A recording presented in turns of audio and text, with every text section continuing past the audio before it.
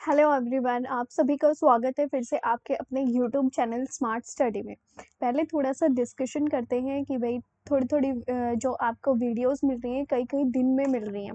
तो उसका सिर्फ एक ही कारण है कि देखो सीटेट का जो पेपर था वो आपका हो चुका था, लेकिन आज से हम कंटिन्यू करेंगे और एक दिन छोड़ के एक दिन आपकी वीडियो आने वाली है। बीच में थोड़ा सा इसलिए भी कर दिया जाता है क्योंकि 2-3 चैप्टर आप इकट्ठे पढ़ रहे हो और आपका जो सीटेट का रिजल्ट आया होगा, आपको कईयों को भाई बहुत अच्छी खुशी मिली होगी कि हाँ मैं हमारा सीटेट कंप्लीट हो चुका है। कईयों को थोड़ा सा दुख हुआ होगा कि भाई 1-2 नंबर से आपके जो सीटेट है वो रह गया होगा। तो जिनके भी हुए हैं उनके लिए बहुत बहुत कॉन्ग्रेचुलेशंस। लेकिन जिनके रह गए हैं उनकी मेरी एक ही निवेदन है कि कृपया करके प्लीज़ आप सैड मत होना, क्योंकि हार और जीत दोनों एक ही सिक्के के दो पहलू होते हैं।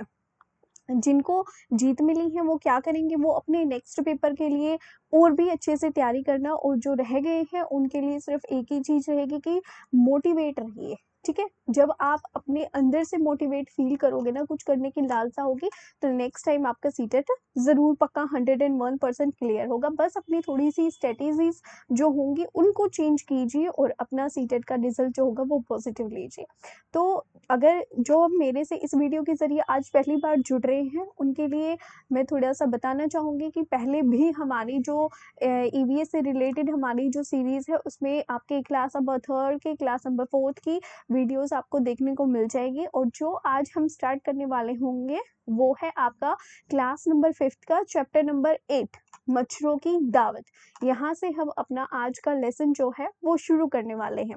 जो नए जुड़े हैं उनके लिए थोड़ी-सी और जानकारी दूँगी कि हम इसमें क्या करते हैं, हम line to line read out करते हैं आपके लिए, लेकिन इसके साथ-साथ में जो चीज़ इम्पोर्टेंट होती है ना, उसको मैं आपको अंडरलाइन करवाती जाती हूँ। देखो, कई सोच रहे होंगे कि लाइन टू लाइन पढ़ने से अच्छा है कि हम अपना कोई नोट्स वगैरह ले लें और उसको पढ़ लें। देखो, जो डीपली स्टडी कर रहा होगा ना, उसके लिए हर एक लाइन इम्पोर्टेंट होती है, क्योंकि ये जो बैठते हैं ना बुक्स बनाने के लिए, वो कोई ऐरे-गैरे, नत्थू-गैरे नहीं बैठते। वो बड़े सोच समझ के एक-एक लाइन में से क्वेश्चन बनाने के लिए बैठते हैं उसमें, ठीक है? तो बस इतना ही कहना चाहूँगी, ज़्यादा कुछ टाइम वेस्ट मैं कभी करती नहीं, तो सीधा अपनी लाइन पे आते हैं और अपना लेसन शुरू करते हैं।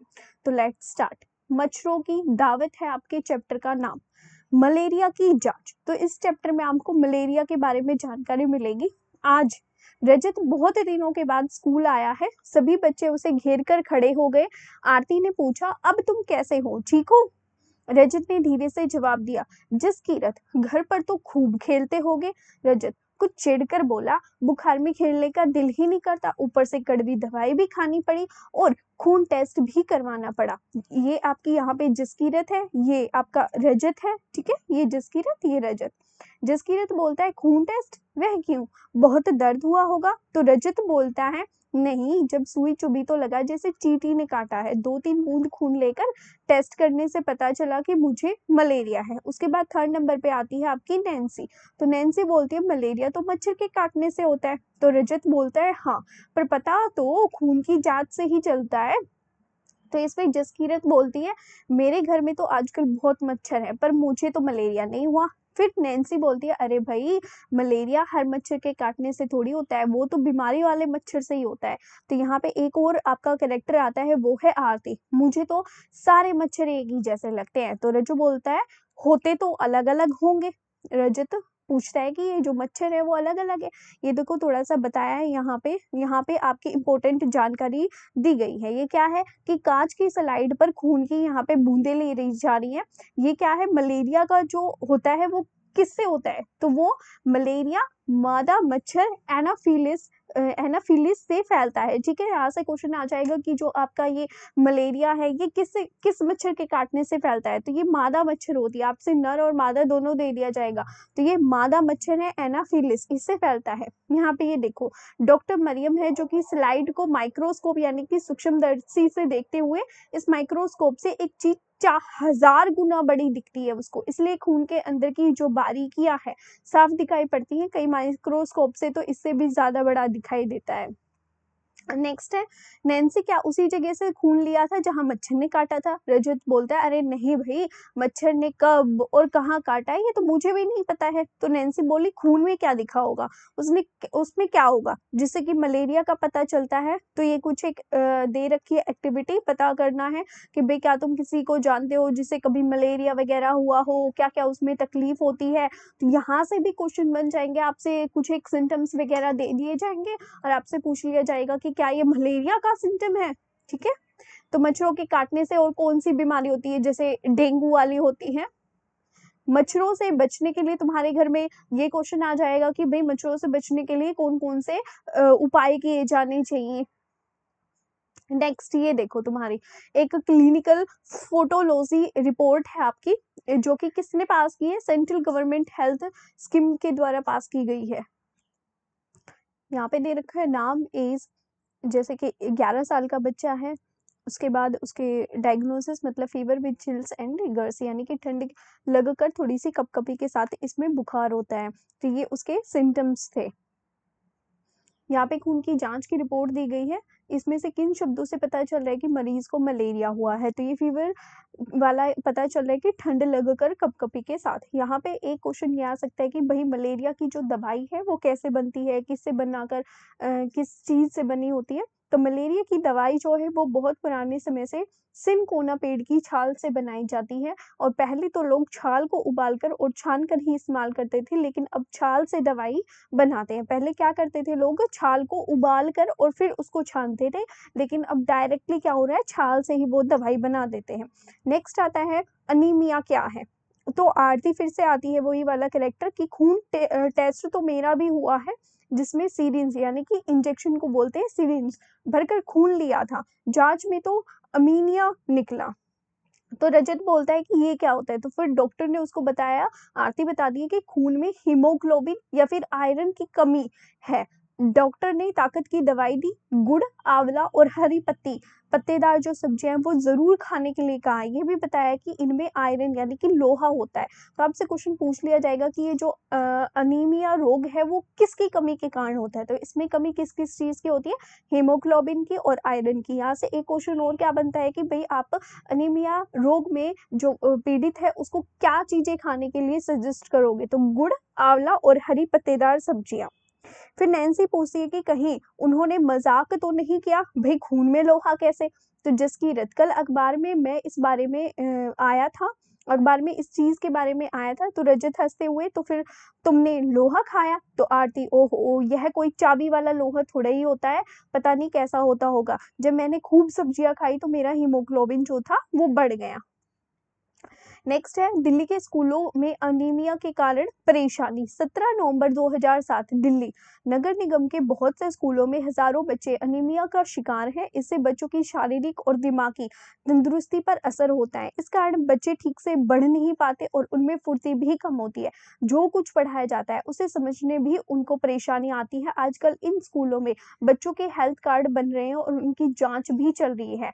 अनिमिक बच्चों को आयरन की दवाइयां दी जा रही है। तो आपसे क्वेश्चन पूछ लिया जाएगा कि जो आयरन की दवाइयां होती हैं वो किस बीमारी में दी जाती हैं? तो वो अनीमिक दवाई, जो अनीमिक है, अनीमिक बच्चे उनको दी जाती है। नेक्स्ट एक और ये दो रिपोर्ट और दी गई है, क्लिनिकल पैथोलॉजी रिपोर्ट, ये भी सेम है। ये आरती की 12 साल की है, इसमें अनीमिया है, इसमें अनीमिया है। इसमें देखो हीमोग्लोबिन कितने ग्राम दे रखा है, 8 ग्राम। और यहाँ पे कितना बता रखा है कि कम से कम 12 से लेके 12 टू 16 होना चाहिए। यहाँ पे भी उसका कितना है, 10.5 है। आरती की रिपोर्ट के हिसाब से हीमोग्लोबिन कम से कम कितना होना चाहिए? तो ये 12 टू 16 ग्राम तक होना चाहिए।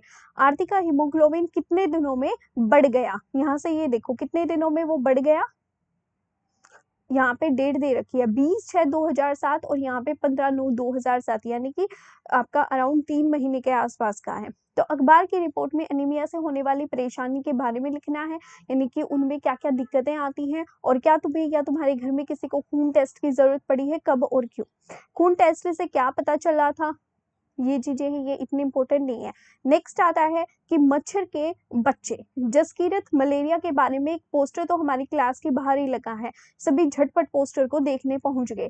क्या आप मच्छरों को दावत दे रहे हैं? मलेरिया, डेंगू, चिकनगुनिया हो सकता है। आसपास पानी इकट्ठा जमा न होने दे, गड्ढों को भर दे, पानी के बर्तन, टंकी, कूलर को साफ रखें, हर हफ्ते सुखाएं, मच्छरदानी का इस्तेमाल करें, गड्ढों में पानी भरे पानी में मिट्टी का तेल छिड़के। तो आपसे पूछ लिया जाएगा कि गड्ढे भरे पानी में किस चीज का छिड़काव करना चाहिए जिससे कि मच्छर ना हो, तो मिट्टी का तेल। नेक्स्ट है रजत। देखो इस पोस्टर में लार्वे के बारे में क्या लिखा है, वो क्या होते हैं। इस पोस्टर में लार्वा वगैरह के बारे में भी दे रखा है, देखते हैं क्या है। ये रे मच्छर का लार्वे। नैन्सी, मच्छरों के छोटे बच्चे, ये दिखने में मच्छर जैसे बिल्कुल नहीं होते। आरती, तुमने कहाँ देखा? तो नैन्सी बोलती है हमारे घर के पीछे रखे पुराने घड़े में बहुत दिनों से पानी भरा पड़ा था और उसमें पतले पतले छोटे भूरे से रंग के कीड़े तैरते देखकर मैं हैरान रह गई। मम्मी ने बताया कि मच्छर पानी में अंडे देते हैं और उन्हीं से ये निकले हैं, इन्हें लार्वे कहते हैं। तो आपसे यहाँ से क्वेश्चन पूछा जाएगा कि जो मच्छर के बच्चे होते हैं वो किससे बनते हैं, तो ये लार्वे होते हैं, इनको क्या बोला जाता है? लार्वे। रजत, फिर तुमने क्या किया? तो नैन्सी ने बोला पापा ने फौरन ही घड़े का पानी फेंक दिया और घड़ा साफ करके सुखाकर उल्टा रख दिया। जसकीरत, मुझे साजिया आंटी ने बताया था कि मक्खियों से भी बीमारी होती है, पेट की बीमारी। रजत, मक्खी तो काटती नहीं तो वो कैसे बीमारी फैलाती है? ये देखो हैंड लेस से देखने पर लार्वे कुछ इस तरीके के दिखाई देते हैं। ये पता वगैरह करने के लिए कि सोचो पता करो, तो ये इतने इम्पोर्टेंट नहीं है। खोज खबर है ये, कक्षा के सभी बच्चों को 2-3 वही है, कूलर पानी, पोस्टर बनाने वगैरह है। ये सर्वे रिपोर्ट आई थी, सर्वे नंबर स्कूल नंबर 1 से समूह 1 ने क्या रिपोर्ट इकट्ठा की, सेकंड ने क्या रिपोर्ट इकट्ठा की, तो इनमें से भी क्वेश्चन नहीं बनते हमारे।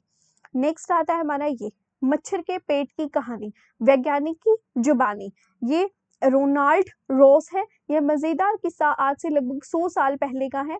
एक वैज्ञानिक ने पता लगाया कि मलेरिया मच्छर से फैलता है। चलो उनसे ही सुनते हैं कि वे इस बारे में क्या कहते हैं। तो इन्होंने बोला कि मेरे पिता भारतीय थल सेना में जनरल थे।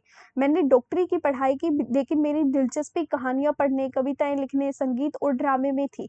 खाली समय में मैं यही सब किया करता था। उस समय मलेरिया से तो बहुत जाने जाती थी। ये बीमारी ज्यादा बारिश और दलदल वाले इलाकों में पाई जाती थी। कुछ लोगों का सोचना था कि गंदगी में कुछ जहरीली गैसें होती होंगी जिससे कि ये बीमारी फैलती है। एक डॉक्टर ने मलेरिया के मरीज के खून में माइक्रोस्कोप से बहुत से छोटे छोटे बारीक जीवाणु दिखे थे, लेकिन ये समझ में नहीं आ रहा था कि ये जीवाणु खून में कैसे पहुंचते होंगे।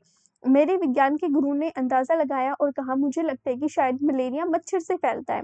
इसकी जांच करने के लिए मैं दिन रात मच्छरों के पीछे ही पड़ गया। हम एक एक मच्छर के पीछे बोतल लेकर दौड़ते, फिर मलेरिया के मरीजों को मच्छरदानी में बिठाकर उन मच्छरों को दावत देते। एक मच्छर को अपना खून चुसाने के लिए मरीज को एक आना मिलता था, यानी कि पैसे दिए जाते थे। मुझे सिकंदराबाद के अस्पताल के वो दिन हमेशा याद रहेंगे। मच्छर को काटकर खोलना और उसके पेट के अंदर ताक झांक करना। एक बार मैं भी मलेरिया का शिकार हो गया। माइक्रोस्कोप पर झुककर बारीकियां देखते देखते शाम तक आंखें जैसे धुंधला सी जाती थी, गर्दन लगभग अलग अकड़ जाती। इतनी गर्मी थी फिर भी पंखा नहीं झल सकते थे क्योंकि हवा से मच्छर उड़ जाते। माइक्रोस्कोप में यह सब करने के बावजूद कुछ हाथ नहीं लगा। एक दिन किस्मत मेहरबान हो ही गई। हमने कुछ मच्छर पकड़े जो देखने में थोड़े से अलग थे। इनका रंग था भूरा था और पंख कैसे थे, छींटेदार थे। उनमें से एक मच्छरी के पेट में देखते देखते कुछ काला काला सा दिखा। गौर करने पर पता चला कि वे छोटे छोटे जीवाणु बिल्कुल वैसे ही थे जैसे हमने मलेरिया के मरीजों के खून में देखे थे। उसी से हमें यह सबूत मिल पाया कि मच्छर से ही मलेरिया फैलता है। रोनाल्ड रोज को दिसंबर 1902 में चिकित्सा के क्षेत्र में बहुत बड़ा पुरस्कार मिला, नोबेल पुरस्कार। 1905 में मरते हुए भी वे कह रहे थे कि कुछ ढूंढ लूंगा, नया ढूंढ लूंगा। तो आपसे क्वेश्चन पूछ लिया जा सकता है कि ये जो मलेरिया वगैरह है इसकी खोज किसने की थी? तो रोनाल्ड रोज ने पता किया था कि भाई ये जो मच्छर है, मलेरिया जो है वो किससे फैलता है, वो मच्छरों से फैलता है। रोनाल्ड रोज। ये चैप्टर हमारा कंप्लीट हो चुका है। अब चलते हैं हम अपने नेक्स्ट लेसन पे। लेसन नंबर है 9, क्लास नंबर 5 का लेसन नंबर 9। डायरी कमर सीधी और ऊपर चढ़ो। पहाड़ पर चढ़ने का कैंप है। Nehru institute of mountaineering Uttarkashi.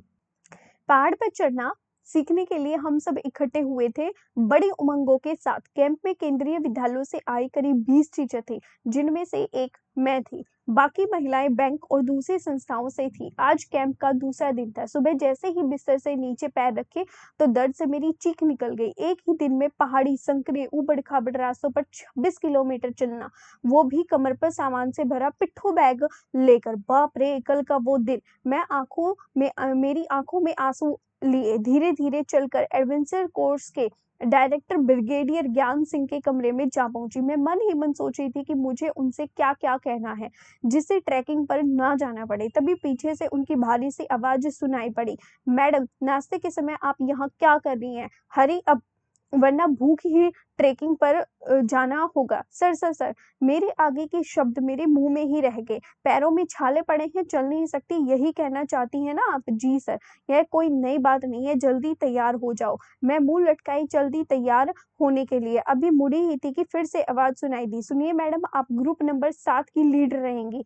किसी भी सदस्य को पहाड़ पर चढ़ने में परेशानी होने पर आपको उनकी मदद करनी होगी। पहाड़ों पर लीडर की क्या-क्या जिम्मेदारियां होती है, यह सब आपको बताया जा चुका है। यहाँ पे कुछ एक बताया है, बताओ, क्वेश्चन पूछे हैं, कल्पना करो, एक बड़ी जिम्मेदारी यहाँ से करते हैं। ग्रुप लीडर की जो बातें बताई गई थी वो क्या-क्या थी? बाकी लोगों का सामान उठाने में मदद करना, पूरे ग्रुप के आगे बढ़ जाने पर ही आगे बढ़ना, जो चल ना पाए उसे हाथ पकड़कर चढ़ाना, रुकने के लिए जगह ढूंढना, साथी की बीमार पड़ने पर उसका ध्यान रखना, सबके खाने-पीने का इंतजाम देखना। और सबसे बड़ी बात तो यह है कि ग्रुप के किसी भी सदस्य से गलती हो जाने पर हँसते हुए सजा भुगतने को तैयार रहना। मैं समझ गई कि यहाँ का अनुशासन अपने आप में ही अलग है। मैं समझ नहीं पा रही थी कि ये सजा है या मज़ा है। ग्रुप नंबर 7 में असम, मणिपुर, मिज़ोरम, मेघालय और नागालैंड राज्यों की लड़कियों में मैं अकेली ही केंद्रीय विद्यालय की टीचर थी। इन सभी से मिलना मुझे अच्छा लगा। किसी भी लड़की को ठीक से हिंदी बोलनी नहीं आती थी। मुझे आज भी दुःख है कि मैं मिज़ोरम की खोन दोनबी से एक बार भी बात नहीं कर पाई। उसे केवल मिज़ो भाषा ही आती थी, लेकिन फिर भी हमारे दिल एक-दूसरे से जुड़े रहे। यहाँ से कुछ एक क्वेश्चन है, ये नहीं आने। जब नदी पार की, ये बात कब की चल रही है? 5 फरवरी सन 1984 की। रोज की तरह सभी को नाश्ते में सुबह विटामिन सी और आयरन की गोलियों के साथ गरम-गरम चॉकलेट वाला दूध मिला। ठंड से बचाव और ज्यादा शक्ति के लिए सुबह सभी का मेडिकल चेकअप होता, पट्टियां बांधते और दर्द की मरहम मलते हुए हम रोज एक-एक दिन गिनते। करीब 8 किलोमीटर की ट्रैकिंग यानी कि चढ़ने के बाद हम नदी के पास थे। नदी के एक किनारे से दूसरे किनारे तक एक मोटा मजबूत रस्सा बंधा था। इसे दोनों किनारों पर बड़े-बड़े पिट ऑन खूंटों से मजबूती से बांधा था। मन में अजीब सी बेचैनी थी, पता नहीं क्यों। मुझे बार-बार लग रहा था कि कहीं रस्सा खुल गया तो, ये हुक उखड़ गया तो मैं मन ही मन नदी की चौड़ाई आंक रही थी। हमारे प्रशिक्षक ने कमर पर रस्सी बांधी, उसमें सीलिंग यानी कि एक तरीके का हुक डाला और उस सीलिंग को नदी पर बंधे मोटे रस्से से में डाला। बर्फीले पानी में छप-छप करते हुए वे नदी के पार थे। उस तेज बहाव वाले पानी में उतरने को कोई तैयार नहीं था। सभी एक दूसरे को पहले जाने को कह रहे थे। मैं भी लाइन में सबसे पीछे सबकी नजर से बचते हुए जा खड़ी हुई। तभी प्रशिक्षक हुक और रस्सी लेकर मेरे पास आ खड़े हुए। मैं आई हुई मुसीबत को समझ गई। बचाव का कोई रास्ता ना था। मैं नदी में उतरने को तैयार तो हो गई, पर सांस नहीं जुटा पा रही थी। सर मेरे मन की हालत को समझ रहे थे। वे जोर से बोले, 3 चीयर्स फॉर संगीता मैडम। इसके साथ ही किसी ने हल्के से मुझे पानी में धकेल दिया। लगा पैर सुन्न हो गए। मैं कांपने लगी। किट किट किट मेरे दांत बज रहे थे। मैं रस्सा पकड़कर पैर जमाते हुए चल रही थी। किनारे पर तो पानी कम था, पर धीरे-धीरे पानी मेरी गर्दन तक पहुंच गया। नदी के बीचों बीच जमीन पर मेरे पैर टिक नहीं रहे थे, फिसल रहे थे। डर, घबराहट और ठंड के मारे मेरे हाथों से रस्सा छूट गया। मैं जोर-जोर से मदद के लिए चिल्लाने लगी। लगा अब तो बह जाऊंगी, पर नहीं, मैं तो हुक के सहारे रस्से से बंधी हुई पानी पर पड़ी थी। रस्सा पकड़ो की आवाजें मुझे सुनाई दी। फिर हिम्मत करके मैंने रस्सा पकड़कर आगे बढ़ना शुरू किया। धीरे-धीरे हिम्मत बटोरती आखिरकार मैं किनारे पर पहुंच गई। नदी से बाहर निकलते ही मुझे एक खास खुशी का एहसास हुआ। खुशी एक जोखिम भरा काम कर पाने की। अब किनारे पर खड़ी मैं बाकी लोगों को चिल्ला-चिल्ला कर रस्सा कसकर पकड़ने की सलाह दे रही थी। जोखिम से जूझने के बाद जो विश्वास और साहस मुझे मिला, ये उसी का परिणाम था। ये एक फोटो दिया गया है। नेक्स्ट है रॉक क्लाइंबिंग यानी कि चट्टानों पर चढ़ना। ये आता है 10 फरवरी सन 1984 की। 15 किलोमीटर चढ़कर हमें टेकला गांव पहुंचना था। ये गांव लगभग 1600 मीटर की ऊंचाई पर था। खाने का डब्बा, पानी की बोतल, रस्सी, hook, plastic sheet, diary, torch, तौलिया, साबुन, विंड चीटर यानी कि जैकेट, विंड चीटर बोलते हैं इसको, सीट, सीटी, ग्लूकोज, गुड़, चना और कुछ खाने पीने का सामान पिट्ठू बैग में लिए हम टेकला में खड़े थे। सीढ़ीदार खेतों में मौसम के अनुसार फल और सब्जियां उगी थी। सामने की एक बड़ी बिल्कुल सपाट लगभग 90 मीटर ऊंची चट्टान के ऊपर कर्नल राम सिंह खूंटा गाड़कर रस्सों के साथ खड़े थे। हमें बताया गया था कि चट्टान पर पहले पैर और हाथ जमाने की मजबूत जगह पहचान ले। आज मेरा मन पीछे हटने को नहीं था। मैं लाइन में सबसे आगे खड़ी थी। तभी हमारे प्रशिक्षक ने कमर पर रस्सी बांधी, सीलिंग डाला और नीचे लटकता मोटा रस्सा पकड़कर चट्टान पर चढ़ना शुरू किया। मुझे लगा कि वे उस चट्टान पर दौड़ रहे थे। मैंने भी सीलिंग डालकर चट्टान पर पैर बढ़ाया, लेकिन पैर बढ़ाते ही मैं फिसली और उस रस्से से झूलने लगी। 90 डिग्री का कोण बनाते हुए चलो, आवाज आई, कमर सीधी रखो, आगे मत झुको। मैं एक बार फिर बड़ी चट्टान को जमीन मानकर मैं उस पर सीधी चढ़ने लगी। अभी वापस उतरना बाकी था, जिसे पर्वतारोहण की भाषा में रेपलिंग कहते हैं। तो आपसे क्वेश्चन पूछ लिया जाएगा कि ये रेपलिंग क्या होता है। तो ये क्या होता है कि पहाड़ पर एक बार चढ़ने के बाद वापस से नीचे उतरना। एक बार फिर मैं बेझिझक हो निडरता से चट्टान से नीचे उतरने को खड़ी थी। नेक्स्ट आता है एक मजेदार घटना। यह बात आती है 14 फरवरी सन 1984 की। शाम हो चली थी। खून दोनबी को भूख लगी थी और हमारा खाने का सामान भी खत्म था। मेरे देखते ही देखते वह कटीली तारे पार करके एक बगीचे में घुस गई। वहां से वह 2 बड़े बड़े पहाड़ी खीरे तोड़ लाई। तभी पीछे से एक पहाड़ी महिला ने उसका बैग पकड़ लिया। अपनी भाषा वह खोन दोबनी से कुछ कह रही थी। उसकी पहाड़ी भाषा हमारी समझ से बाहर थी। खोन दोबनी बीच बीच में मीजो भाषा में कुछ जवाब देती तो हमें समझ ना आता। मैं उन दोनों को हिंदी में कुछ समझाती, लेकिन किसी को भी किसी की बात समझ नहीं आती थी। आखिरकार हाव भाव से मैंने उस महिला को समझाया और गलती मानी। इतनी देर में सारा ग्रुप बहुत आगे निकल चुका था। अंधेरा हो चुका था और मुझे लगा कि हम गलत रास्ते पर बढ़ रहे थे। हम बहुत घबरा गए। टॉर्च से भी कुछ नजर नहीं आ रहा था। हमने घबरा कर हाथ पकड़ लिए। ठंड में भी मेरे पसीने छूट रहे थे। मैंने जोर जोर से आवाजें लगाई, कहाँ हो तुम सब? पहाड़ों पर मेरी आवाजें गूंजने लगी। हमने जोर जोर से सीटियां बजानी शुरू की और टॉर्च से रोशनी की। तब तक शायद ग्रुप को पता चल चुका था। जवाबी सीटियां बजने लगी। हम उस संकेत को समझ गए। टॉर्च जलाए हुए, हाथ पकड़े, पसीने से तरबतर हम वहीं अपनी जगह खड़े हो गए। खून दोनबी को लगा कि हमें कुछ ना कुछ बोलते रहना चाहिए। उसने मीजो भाषा में जोर जोर से कोई गीत गाना शुरू किया। थोड़ी ही देर में हमें ग्रुप मिल गया। तब जाकर हमारी जान में जान आई। एक खास मुलाकात 15 तारीख की बात है। रात को खाने के बाद हमें एक खास मेहमान से मिलवाया गया। वो थी बछेंद्री पाल। यहाँ से क्वेश्चन आएगा। उन्हें माउंट एवरेस्ट पर चढ़ाई के लिए चुना गया था। वे ब्रिगेडियर ज्ञान सिंह से आशीर्वाद लेने आई थी। उस खुशी के माहौल में सभी गा बजा रहे थे। बछेंद्री भी एक मशहूर पहाड़ी गीत गाते हुए नाचने लगी। बेडी बेडू पाको बारह मासा काफल पाको चेता मेरी छेला। मैं सोच भी नहीं सकती थी कि यही बछेंद्री एवरेस्ट पर चढ़ने वाली पहली भारतीय महिला बनने का इतिहास रचेगी। कैंप 18 फरवरी सन 1984। हम अब लगभग 2134 मीटर की ऊंचाई पर खड़े थे। हमें रात को यहीं रुकना था। हम अपना अपना टेंट लगाने की कोशिश में लगे थे। टेंट लगाने के लिए और बिछाने के लिए हमारे पास प्लास्टिक की 2 तह वाली सीट थी, जिसमें हवा रुकी रहती थी और ठंड नहीं आती। हमने खूंटे पर गाड़े और टेंट बांधने शुरू किए, पर यह क्या, एक तरफ से बांधते तो दूसरी तरफ से उठ जाता। बड़ी मुश्किल से टेंट लगे। फिर हमने टेंट के चारों तरफ नाली खोदी। अब हम सभी भूख से बेहाल थे। हमने पत्थरों से चूल्हा बनाया, लकड़ियां इकट्ठी करके चूल्हा जलाया और खाना पकाया। खाना खाकर छिलके और कूड़ा एक पैकेट में इकट्ठा किया और जगह साफ की। सोने के लिए हम स्लीपिंग बैग में घुस गए। हमारे स्लीपिंग बैग की तहों में पंख भरे हुए थे, जिनसे गर्मी रहती है। मैं सोच रही थी कि क्या इसमें मैं सो पाऊंगी, लेकिन हम इतने थक हुए थे कि स्लीपिंग बैग में घुसते ही नींद आ गई। सुबह जगे तो बर्फ गिर रही थी। सफेद सफेद रुई के कतरों की तरह तरह थी बर्फ। वहां देखते ही मजा आ गया। पेड़ पौधे, घास, पहाड़ सभी कुछ सफेद दिखाई दे रहे थे। आज हमें बर्फ पर और ऊपर 2700 मीटर की ऊंचाई पर चढ़ना था। ऊपर चढ़ने के लिए हमें छड़ियां दी गई। हम छड़ी के सहारे पैर जमा जमा कर बढ़ रहे थे, बार बार पैर फिसल रहे थे। दोपहर होते होते हम बर्फ से ढके पहाड़ों पर थे। वहां हमने स्नोमैन बनाया और बर्फ के गोलों से भी खेले। कैंप का आखिरी दिन 21 फरवरी। कैंप फायर, आग जलाने की तैयारियां चल रही थी। सभी ग्रुप अपना अपना प्रोग्राम तैयार करके आए थे।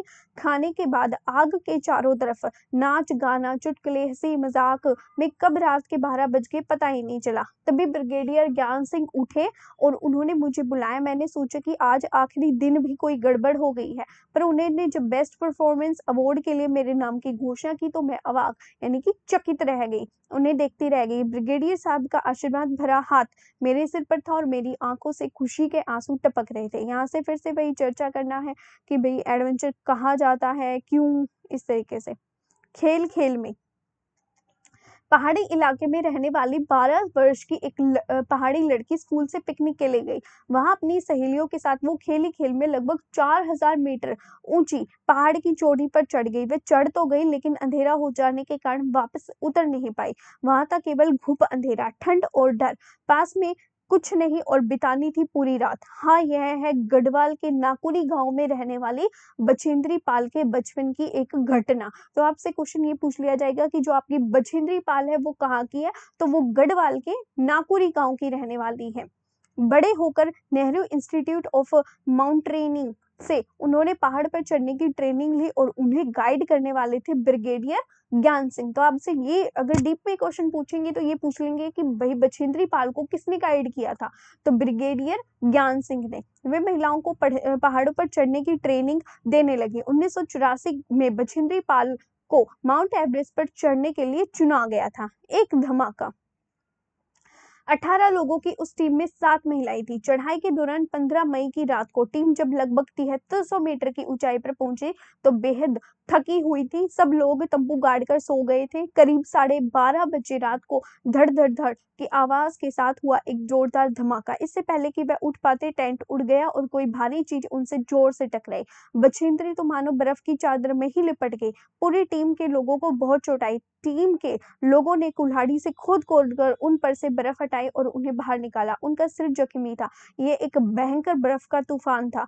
टीम के और लोग भी नीचे बेस कैंप में लौट गए, लेकिन बछेंद्री जैसे तैसे फिर ऊपर की तरफ बढ़ी। बछेंद्री ने 23 मई 1984 को दिन में 1:07 पर 8900 मीटर ऊंची चोटी माउंट एवरेस्ट यानी कि नेपाली नाम क्या है, सागर मथा पर कदम रखा था। उनके साथ उनकी टीम का एक साथी भी था। चोटी पर 2 लोगों के खड़े होने की जगह ही नहीं थी। पैर फिसलते ही हजारों फीट नीचे ही गिरकर रुकते। उन्होंने बर्फ खोदकर अपनी कुल्हाड़ी को हुक की तरह गाड़ा और रस्से से अपने आप को उस हुक से बांधा।